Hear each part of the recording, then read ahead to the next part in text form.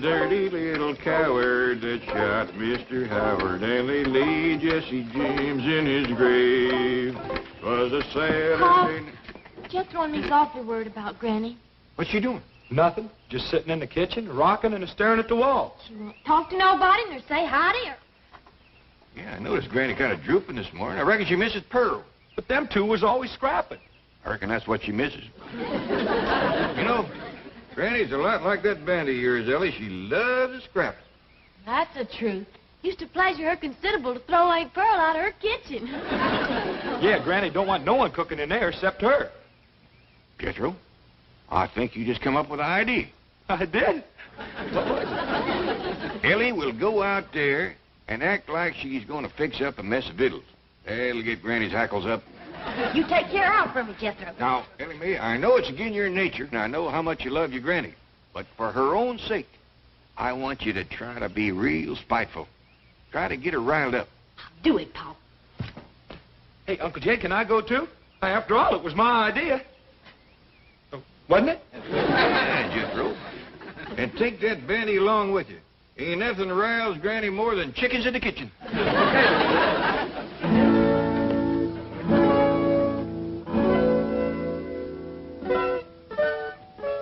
Why? I'm going to cook up a mess of victuals. That's what I'm going to do.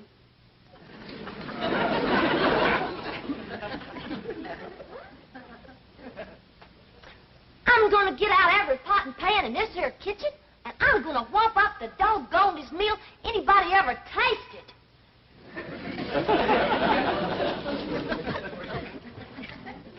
Hi, Allie. What you fixing on doing? I'm going to cook up some victuals. Granny don't allow nobody to cook victuals in her kitchen. I don't care what Granny don't allow. I'm going to cook up some victuals anyhow. I'll help you. Here now, what are you young'uns up to? Oh, we's going to cook us some victuals. Why, you know Granny don't allow that in her kitchen. We don't care what Granny don't allow. We's going to cook us some victuals anyhow. Jethro, is that a chicken you're holding? Yes, sir. Well, you better get shed of it right away. No, I mean outside. Ain't nothing riles Granny more than chickens in her kitchen.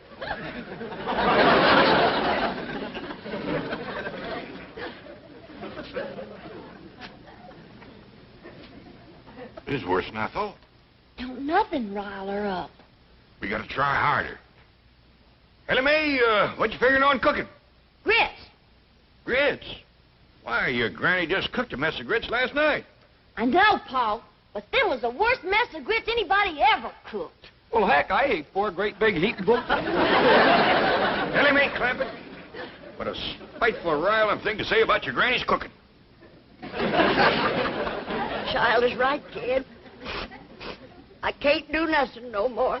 I ain't worth the powder to blow me up with. Granny, I didn't mean it. Paul made me say it. Them was the best grits ever. They sure was, Granny. Like I was going to tell you. I ate 4 great big bowls. But Uncle Jed, he wouldn't let me tell you. And he made me throw that chicken on you, too. I don't blame Jed for wanting to get rid of me. I'm just a useless old woman. I ain't good for nothing or nobody. My time has come. Now, Granny, hold on there. No, Jed. Just do me one favor. Send me back home. I don't want to die in this foreign country. Now, hush that kind of talk. Paul, you ain't gonna let Granny... Don't try to shield me from him, young'uns. Just make it quick and merciful, Jed. Poleaxe me. Well, I sure made a mess of that. Come on, maybe we can think of something if we go outside and put our 2 chicken brains together. Oh, come on, Uncle Jed.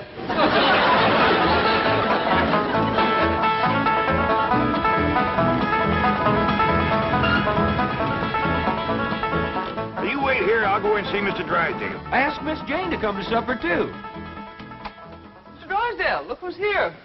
I don't want to be no bother.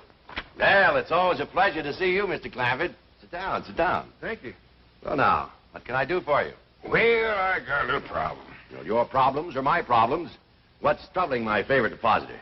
Well, who? You, Mr. Clampett, you. Oh, Well, you see, it's Granny. That poor little old woman is feeling lower than a fat frog in a dry well. Well, now, we must do something to cheer her up. Indeed, we must.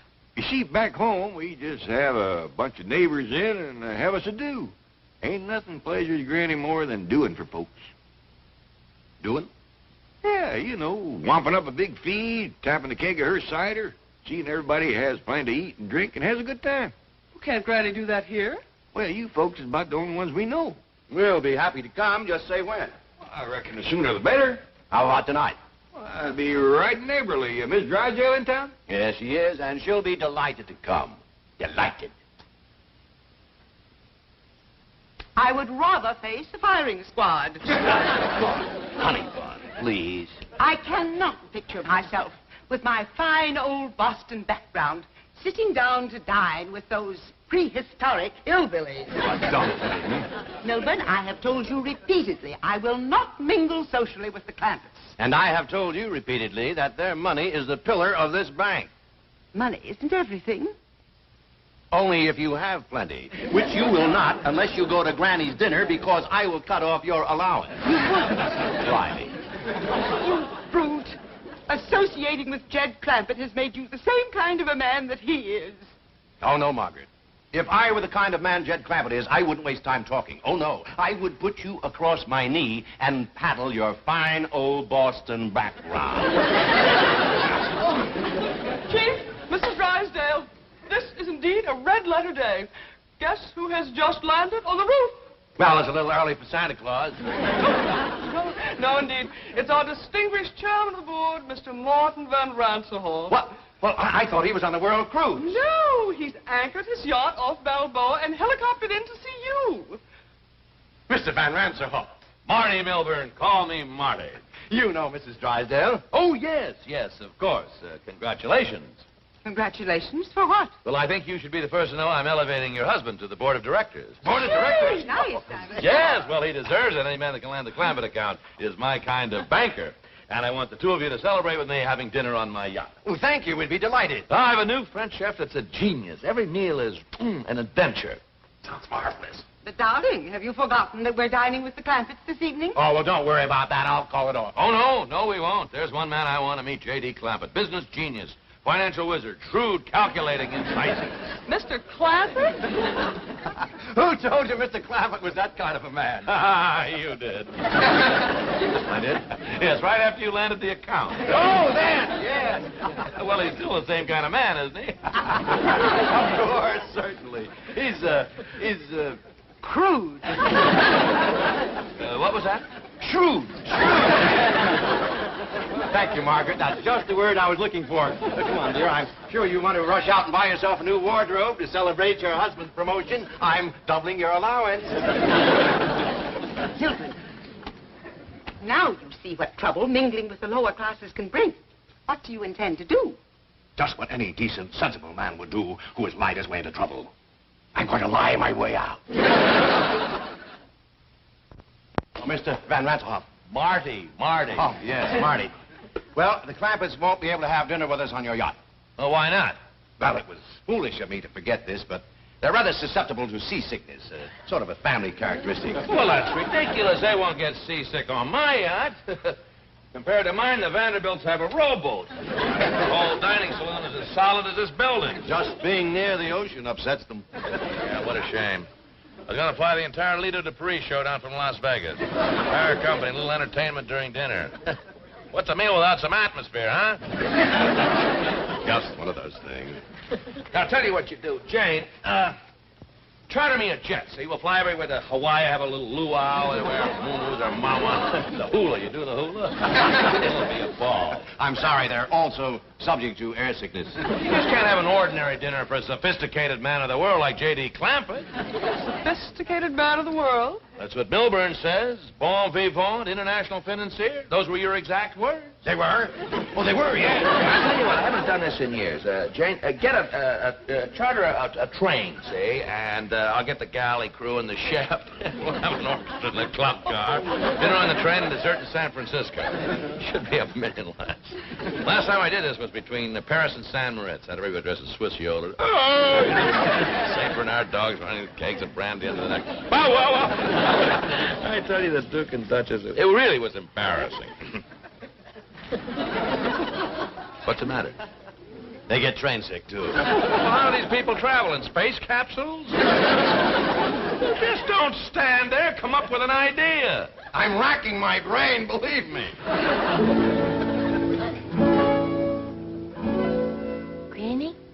Granny, look-a here. I learned Earl a new trick. He's a dead rooster. Dog.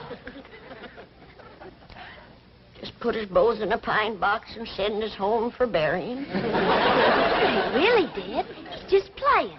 Look at this. See? He's alive. More than I can say for me. Enemy, you best stop playing with that chicken. You got lots to do. What, Paul? Oh, cooking for company, that's what. We're having a big doing. Well, who's all coming?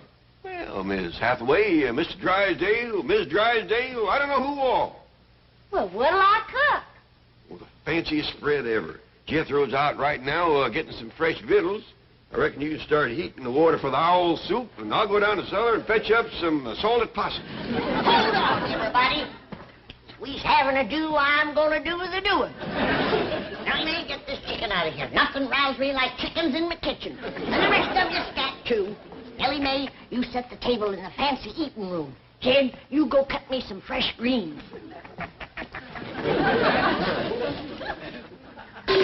Oh, we're going to have a doing for the folks next door. I'll bake 'em up a possum and plenty victuals more. We'll have a keg of cider and a little Mountain Dew, and we'll all have ourselves up hullabaloo.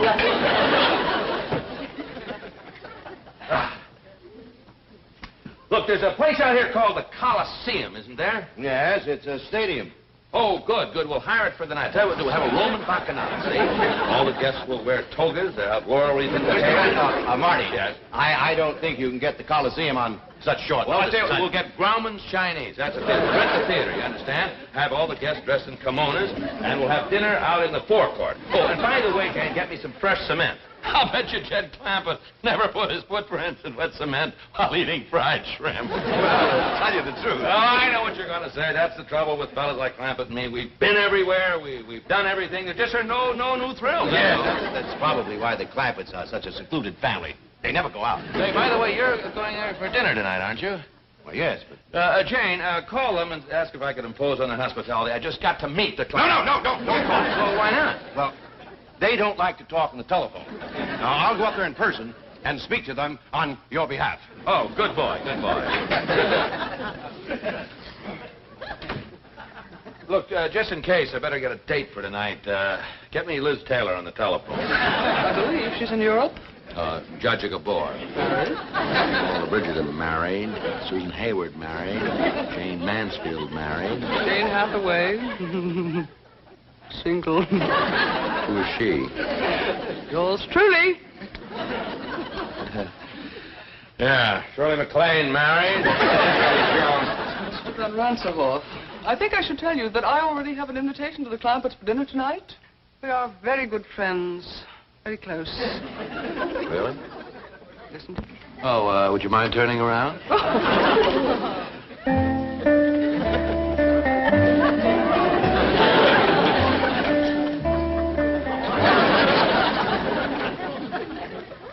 Debbie Reynolds is married. Van Ranserhoff, I think you should also know that the Clampetts do not, as they say, cotton to strangers.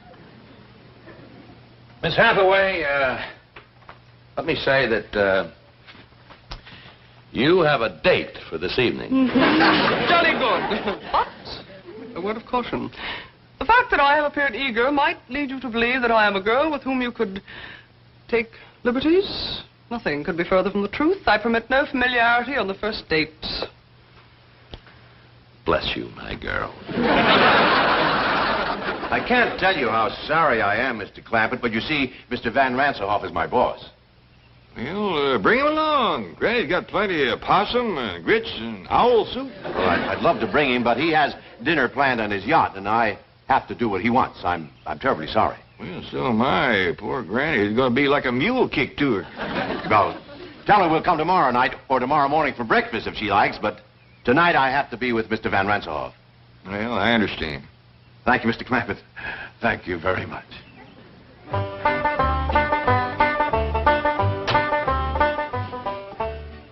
Better not bring these in to Granny just yet. When she hears the news, she's liable to commence flinging them. Give him alive, Jed. Just heard the news. Simmer down, Granny. You can't catch Mr. Drysdale. He done gone. What do I want to catch him for? Coming back here tonight with Miss Jane and Mr. Ranselhoff? Is Mr. Ranselhoff coming here? Sure he is. Miss Jane just called to see if he got the invite. I said, shucks, he don't need no invite. Just bring him along. Hey, doggy. If Mr. Ranselhoff is coming, then they's all coming, because he's the boss. Oh, we're going to have a doing for the folks next door. Jane and Mr. Ranselhoff in that base floor.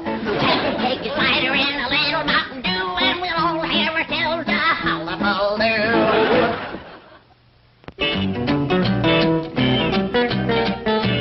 What do you mean Ranselhoff's going to the Clampetts? I'll be exposed. I'll be ruined. Chief, veritas vincit omnia. If that's the name of a poison, get me some. See, truth conquers all. Tell Mr. Van Ranselhoff the truth. Admit that you deceived him. Do you know what happened to the last man who admitted that to Ranselhoff? He is now working at the bank at Moose Jaw, Alaska. He goes to work in a dog sled. I have an idea. I am Mr. Van Ranselhoff's date tonight. I'll tell him the truth. I'll pick a romantic moment and seal it with a kiss. Are you kidding? He has a bank north of Moose Jaw. Wait till you see the divine gown I purchased. It was designed especially for an evening on a yacht. We'll take it back and try to get something as good for a day on a dog sled.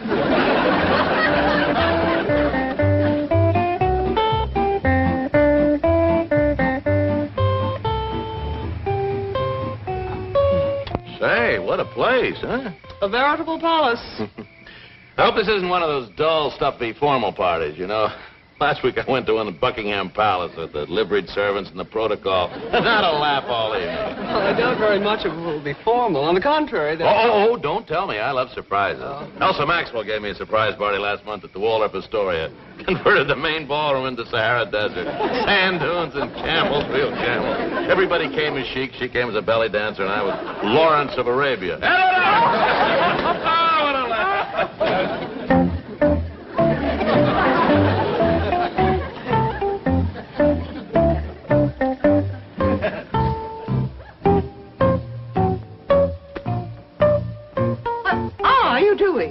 I'm packing for Moose Jaw, Alaska. Ranselhoff just arrived at the Clampetts.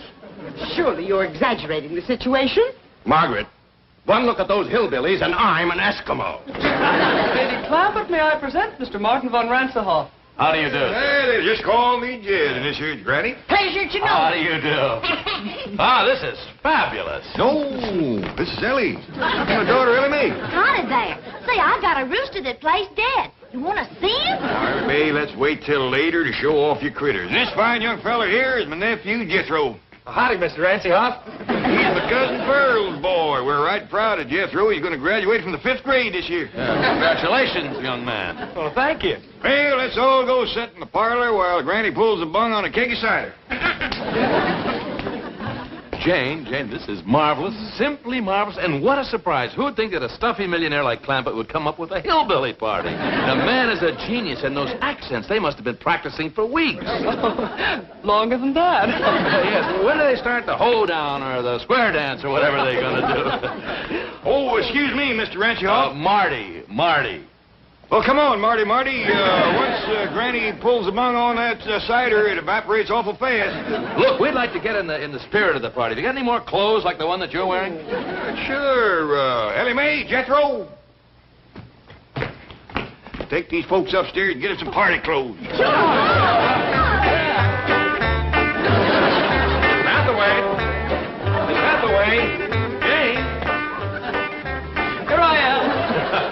like something out of Tobacco Road. Well, you're not exactly Adolphe Menjou yourself. You know, I can't get over an important millionaire like Clampett going to all this trouble to surprise me with a hillbilly party. He's a wonderful man. He's the greatest. He's a millionaire's millionaire. I'll always be grateful to Drysdale. By the way, why aren't the Drysdales here?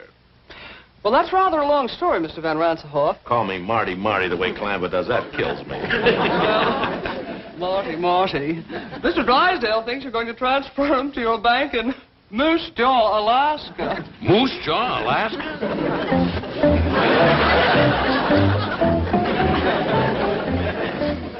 Milton, what are you doing? I'm trying to figure out if I can convert these into snowshoes. I've had enough of this ridiculous nonsense. Are we going to dinner or not? No, that depends. Mr. Van Ransenhoff spoke so highly of his French chef. I'm simply dying for a Chateaubriand. How would you feel about a nice big dish of flaming blubber? I hear square dance music. What does that mean? It probably means that Ranselhoff has left. He's on his way over here, and we're on our way to Moose Jaw.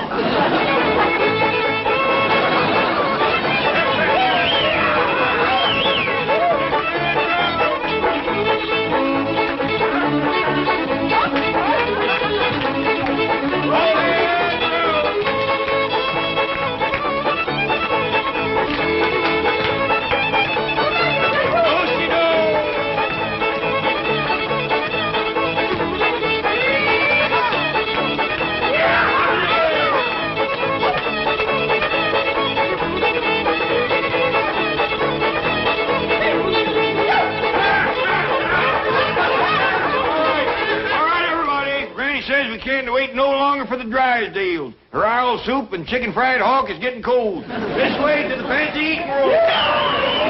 Owl soup and chicken fried hawk. What a sense of humor. Drysdale missing the party of the year. The Doocy Do.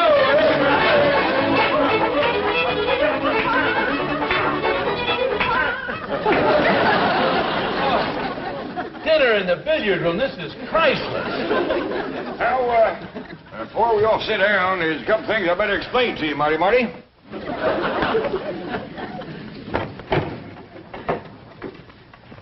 Now, these sticks with the notches in them is the pot passers. And these pointy ones here is the meat stabbers. It's just dandy for stabbing stuffed crow. Wish Elsa Maxwell and Pearl Mesta could be here. Partial to stuffed crow, is they? Well, come on, sit down, everybody. First we'll have Grace, and after that, Ellie Mae will pass out the deviled buzzard eggs. He is just fine with baked possum.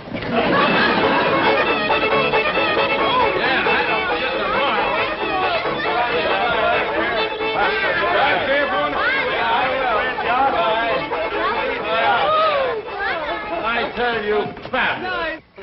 Is that fabulous? I tell you, I've been to parties all over the world, but this is the cleverest, the most original, and what food? Imagine calling roast pheasant or just stuffed crow with gopher gravy. I noticed that you didn't eat much. Oh, the excitement of the evening. Yes, I must say, I don't blame you. I can hardly wait to get back from that around-the-world cruise to see what kind of party they're going to plan for me next. Oh, Marty. Granny says you seem so fond of her deviled buzzard eggs, she wanted you to have these to take home with you. Well, thank her for me. You bet I will. Good night. Good night. Is that beautiful? Still in character.